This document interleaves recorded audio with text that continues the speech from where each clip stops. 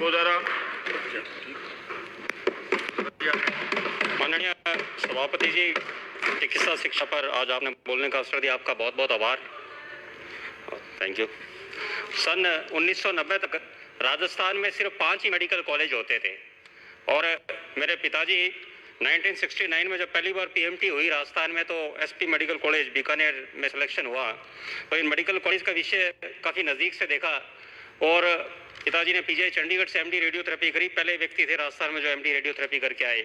तो नज़दीक से देखते हुए कि ये जब चिकित्सा शिक्षा की बात चल रही है, तो चिकित्सा शिक्षा में जो काम हुए, थोड़ी सी राजनीति की बात करें, फिर अपन शिक्षा की बात चिकित्सा शिक्षा की करेंगे। राजस्थान में 5 ही कॉलेज थे। छठा कॉलेज यदि किसी ने खोला, वो कोटा में खोला, वो खुला ललित किशोर चतुर्वेदी भैरव सिंह जी के प्रयास से राजस्थान में छठा मेडिकल कॉलेज खुला।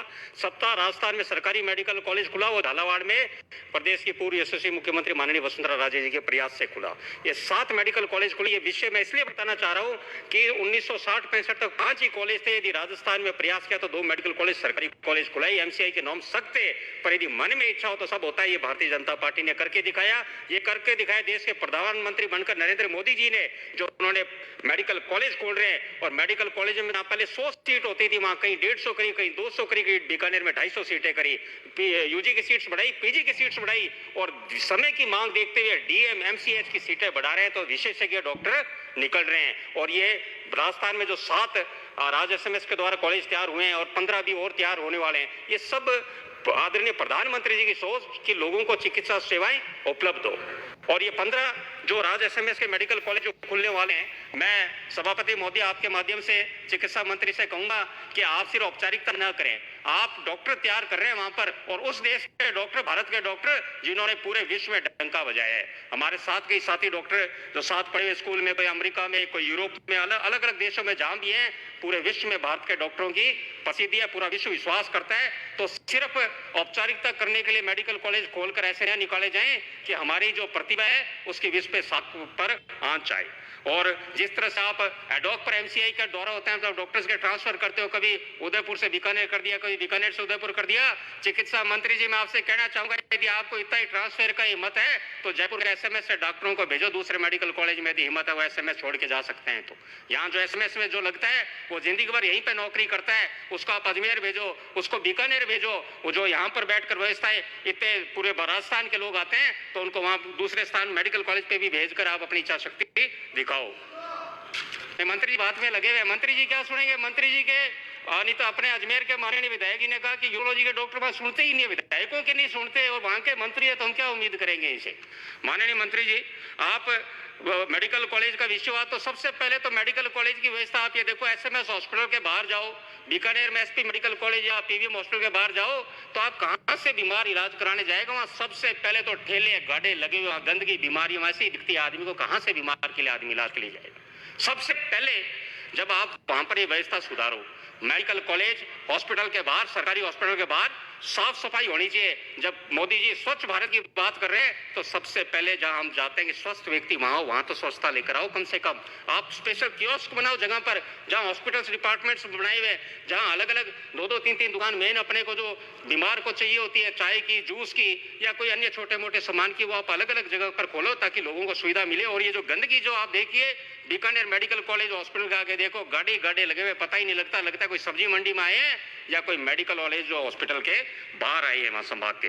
ट्रॉमा सेंटर की मैं बात करूंगा कि ट्रॉमा सेंटर में मैं मंत्री जी से निवेदन करूंगा, मंत्री जी थोड़ा गौर फरमाएं। जब राजस्थान में डॉक्टर्स को हमने विशेष सुविधा दी हुई है कि वो यहाँ पर प्रैक्टिस करता हुआ है, जो कई दूसरे राज्यों में नहीं है, तो हमारा ये भी हक बनता है कि senior professor, associate professor, assistant professor, उनको भी ट्रॉमा में ड्यूटी लगाई जाए। क्यों नहीं लगा जाता है इमरजेंसी कैजुअलिटी में उनकी ड्यूटी? क्या साहब सीनियर डॉक्टर इसलिए नहीं लगाए? क्यों नहीं लगाए? जब हम उनको सुविधा विशेष राजस्थान दे रहे हैं तो उनका भी धर्म बनता है कि सिर्फ एमसीआई, पूर्व में एमसीआई, आजकल एनएमसी नॉर्म से उसके अलग होकर भी वो राजस्थान की जनता की सेवा करे, उनको पाबंद करे। जो ट्रॉमा इमरजेंसी में कम से कम 12 घंटे की ड्यूटी प्रत्येक एचओडी की आप रोटेशन पर लगाए, एचओडी प्रोफेसर की, ताकि वो वहां पर जाएं तो पीजी स्टूडेंट्स, यूजी स्टूडेंट्स वहां पर आए, उनको भी लगे हाँ हमारे सीनियर डॉक्टर यहाँ बैठे, वो व्यवहार भी सीखे और लोगों के इलाज की भी व्यवस्था सुलभ हो। और मैं मंत्री जी का धन्यवाद देना चाहूंगा कि पिछली बार जब मैंने चिकित्सा मांग पर बात रखी तो सीटी स्कैन ट्रॉमा की बात रखी थी लगाने की, आपका आभार। इस बार सीटी स्कैन की मशीन वहां लगी, आपका बहुत बहुत आभार। ऐसी उम्मीद करते हैं कि ऐसे ही ट्रॉमा सेंटर में सोनोग्राफी की जांच नहीं होती, उसके लिए बीमार को दूसरे बिल्डिंग में जाना पड़ता है। अब एक्सीडेंटल केस होता है, अब उसमें पेट में लगी होती है, कहाँ बीमार बेचारा दूसरी जगह जाए, तो बहुत लोगों की मृत्यु इस वजह से हो जाती है। तो सोनोग्राफी की मशीन ट्रॉमा सेंटर में लगे, और जो मेडिकल ऑफिसर सरकार लगाती है, जो सिफारिशों से आ जाते हैं मेडिकल कॉलेज में, पर उनको अब इमरजेंसी कैजुअलिटी में नहीं लगाते, वो कोने खांचे में बैठे रहते हैं और अपनी नौकरी पूरी करते हैं। तो मेरा ये निवेदन है, ऐसे लोगों को भी इमरजेंसी और कैजुअलिटी में लगाया जाए। और साथ में एक निवेदन और करते हैं कि इमरजेंसी में जो पॉइजनिंग के केस आते हैं, वहां पर आपकी अधिकतर दवाइयां वहां पर उपलब्ध नहीं होती, डीडीसी से लानी पड़ती है। वो थोड़ी देर 1-2 मिनट का समय बड़ा क्रिटिकल होता है। आपसे निवेदन है कि उस इमरजेंसी में पॉइजनिंग के केस और इस तरह की किट हमेशा तैयार रहनी चाहिए कि आपके बीमार को इलाज मिल सके। एमआरआई, सोनोग्राफी की सभी जगह ये मांग उठी। सोनोग्राफी बीकानेर में 10-10, 12-12, 15 दिन तक वेटिंग आती है। नतीजन गरीब आदमी को बाहर से जाके कराना पड़ता है। और सोनोग्राफी पे और एमआरआई, माननीय सभापति महोदय जी, मैं बताना चाहूंगा सरकार का कोई कंट्रोल नहीं है। सोनोग्राफी, एक तरह की सोनोग्राफी के एक लैब 1200 ले रहा है। पिछली बार हमने जिला कलेक्टर को कोरोना के टाइम पे ज्ञापन दिया कि ये क्या लूट मचा रखी है, पर सरकार का कोई से जांच निकालता है। और सरकार के द्वारा, या तो मंत्री जी के द्वारा, सरकार के द्वारा ऐसी खुली छूट है कि वो जो मर्जी है जांचों की रेट ले रहे हैं। वहां अस्पताल में जांच हो नहीं रही, एमआरआई आपने प्राइवेट को दी है। हम ये कहेंगे कि हर hospital, medical college should be different. आप हर संभाग में जो मेडिकल कॉलेज है, राजस्थान में कितने ही मेडिकल कॉलेज खोलो, पर जो 7 संभाग हैं वहां पर हर जगह मेडिकल कॉलेज ऐसा स्टेट ऑफ आर्ट होना चाहिए कि जो पूरे उस संभाग का व्यक्ति है उसको इलाज मिले, उसको लगे हाँ मैं मेडिकल कॉलेज में आया हूँ।